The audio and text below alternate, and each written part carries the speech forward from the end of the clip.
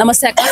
నమస్తే. ముందుగా బతుకమ్మ పండుగ శుభాకాంక్షలు. Thank you. మీకు కూడా బతుకమ్మ పండుగ శుభాకాంక్షలు. అసలుకి ఈ రోజు ఇక్కడ పీపుల్స్ ప్లాజా నెక్లెస్ రోడ్ లో బతుకమ్మ సంబరాలు ఏర్పాటు చేయడానికి గల ముఖ్య ఉద్దేశం ఏంటి అక్క? ముఖ్య ఉద్దేశం ఏంటంటే బతుకమ్మ పండుగ అనేది తెలంగాణ రాష్ట్ర ప్రత్యేకత. తెలంగాణ రాష్ట్రంలో తప్ప ఎక్కడ కూడా బతుకమ్మ ఆడరు.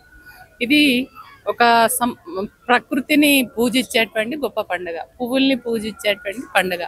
ఈ తెలంగాణ ప్రజలు చాలా మా అక్క చెల్లెలు చాలా గొప్పగా ఆడుకునేటువంటి పండుగ. తరతరాలుగా ఇది ఆడుతూ వస్తున్నారు. కాబట్టి ఆనాడు సమైక్య పాలనలో ఈ పండుగలను కానీ బతుకమ్మను కానీ బోనాలను మన తెలంగాణ సంస్కృతి, యాస, భాష అన్నిటిని కూడా కనుమరుగు చేసేటువంటి కుట్ర అనేది అప్పుడు జరిగింది. ఎప్పుడైతే తెలంగాణ ఉద్యమం ప్రారంభమైందో, ప్రత్యేక రాష్ట్రం కోసం జరిగిన పోరాటంలో మళ్ళీ ఒకసారి బతుకమ్మ స్వరూపాన్ని మేము ఒక ఉద్యమ స్వరూపంగా తీసుకోవడం జరిగింది. బతుకమ్మను కానీ బోనాలు కానీ అట్లా ఈ ప్రతి పోరాటంలో కూడా అది రస్తరోక కావచ్చు, ధర్నా కావచ్చు, ఏదైనా ఆందోళన రూపాలు తీసుకున్నప్పుడు ఖచ్చితంగా మేము బతుకమ్మను ప్రదర్శించేవాళ్ళం. కాబట్టి ఆ బతుకమ్మ పండుగను తెలంగాణ రాష్ట్రం వచ్చిన తర్వాత తెలంగాణ రాష్ట్రంలో మా అక్క చెల్లెలు సంతోషంగా ఉండాలి, మంచిగా ఆడుకోవాలి అని చెప్పేసి మా అక్క చెల్లెళ్లకు కొత్త బట్టలు ఇచ్చి మీరు మంచిగా ఆడుకోరు అనేది ప్రభుత్వ ఉద్యోగులు ఎవరైతే మహిళలు ఉన్నారో వాళ్ళకు కూడా సెలవులు ఇచ్చి ప్రభుత్వ కార్యాలయాల్లో కూడా బతుకమ్మను ఆడుకునేటువంటి గొప్ప అవకాశాన్ని కేసీఆర్ గారు ఇవ్వడం జరిగింది. కానీ అప్పుడు దీన్ని అధికారికంగా ప్రకటించడం, మా అక్క చెల్లెలకు కొత్త బట్టలు, చీరలు ఇవ్వడము, ఆ తర్వాత చెరువుల దగ్గర లైట్లు అమర్చడము, చెరువుల దగ్గర పోవడానికి రోడ్లు వేయడము, అన్ని రకాల ఏర్పాట్లు చేయడం అనేది జరిగింది.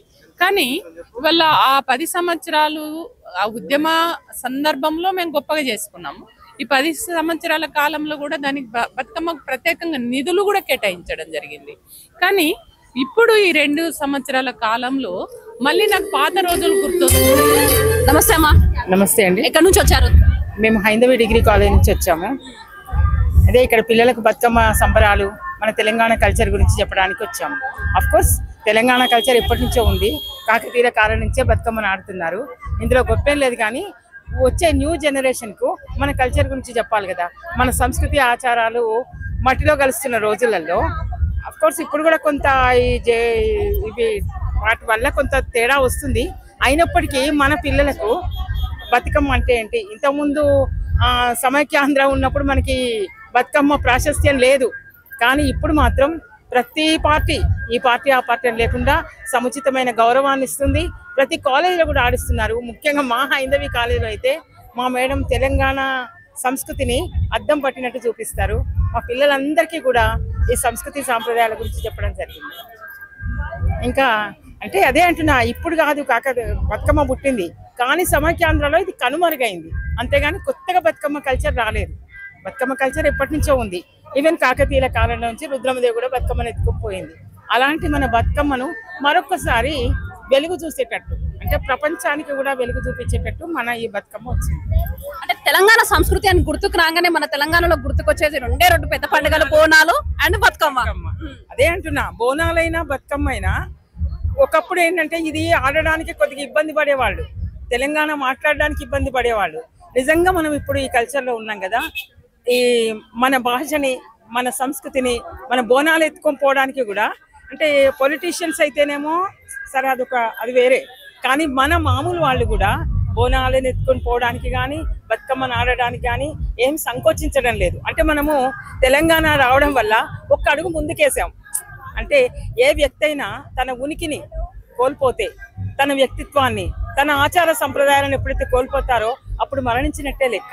కాబట్టి ఇప్పుడు మనం ఆర్థికంగా వెసులుబాట్లు వచ్చాయా, మనకు బెనిఫిట్స్ వచ్చాయా అనేది పక్కకు పెడితే మన సంస్కృతి సాంప్రదాయాలను గౌరవించుకుంటున్నాం. అదొక గెలుపుగా భావిస్తున్నాను నేను. తెలంగాణ తల్లి అని అంటే నిజమే కొంత బాధనే అయింది. ఎందుకంటే ఈయన సమైక్యాంధ్ర వాసనలు ఉన్నాయి. తెలంగాణ గవర్నమెంట్ అప్పుడు తెలంగాణ పోరాటంలో మేమందరం పోరాడాం. బయటకు వచ్చి భోజనాలు పెట్టుకున్నాం. అప్పటికప్పుడు నేనైతే 2 స్టవ్లు కొనుక్కొని పోయి పెట్టుకున్నా. అంటే ఈయన అప్పుడు లేడు, తెలంగాణ లేడు. ఇప్పుడు అదే కదా డెమోక్రసీ వాల్యూ అంటే. అదే ఎవరైతే పోరాడతారో వాళ్ళకి సముచితమైన గౌరవం ఉండదు. ఎవరైతే అప్పుడు కప్పదాటు వ్యవహారాలు ఇప్పుడు ఉన్నాయని రాజకీయాలు అవే. ఈ పార్టీలో ఇవాళ ఉంటారు, ఇక్కడ లబ్ధి లేదు అనుకుంటే వేరొక పార్టీలకు జంప్ అవుతారు.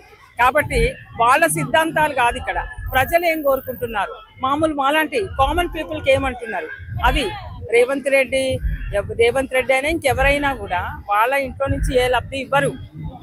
వాళ్ళు కొంచెం తీసుకుంటూ పక్క వాళ్ళకి ఇస్తారు. మేమైతే అట్లాంటి లబ్ధి ఏం పొందలే. నేను ఒక ప్రైవేట్ డిగ్రీ కాలేజ్ లెక్చరర్గా అలాంటి బెనిఫిట్స్ అయితే ఏమి పొందలే. అంటే తెలంగాణ ఉద్యమంలో బతుకమ్మ పండుగ ప్రధాన పాత్ర పోషించిందని అనుకోవచ్చు. తప్పకుండా, ఎందుకంటే తెలంగాణ ఎక్కడికి వెళ్ళినా మామూలుగా రాజకీయ సభలలో కూడా తెలంగాణ పాటలు అప్పటి నుంచి ఇప్పటి వరకు తెలంగాణ ఆట పాటకు పుట్టినిల్లు. మన కల్చర్తోనే మనం బయటకు వచ్చాము. పాట లేనిది తెలంగాణ లేనే లేదు. ఈ రోజు బతుకమ్మ సంబరాలు ఎలా జరిగినాయి? చాలా బాగా జరిగినాయి. ఎందుకంటే ఇక్కడికి రావడమే మా పిల్లల ఆనందం కోసం వచ్చాము, పిల్లల ఎంజాయ్మెంట్. ఎందుకంటే పిల్లలు అక్కడికి వెళ్ళాలి అని మాకైతే కొత్త కాదు. మా అమ్మమ్మలు ఆడారు, మా అమ్మలు ఆడారు, మేము ఆడుతున్నాం, రేపు మా పిల్లలు ఆడుతున్నాం. బతుకమ్మ చీరలు వచ్చాయా మేడం? మాకు రావండి బతుకమ్మ చీరలు, మాకు వైట్ కార్డ్ లేదు. అంటే అఫ్ కోర్స్ మేము కూడా పెద్ద హై లెవెల్ ఏం కాదు, కానీ we're also near the poverty line, but we're not getting any scheme. ఒక బతుకమ్మ చీరలు కానీ ఇంకా చీరల గురించి వాటి గురించి కాదు కదా మాకు కొట్లాట.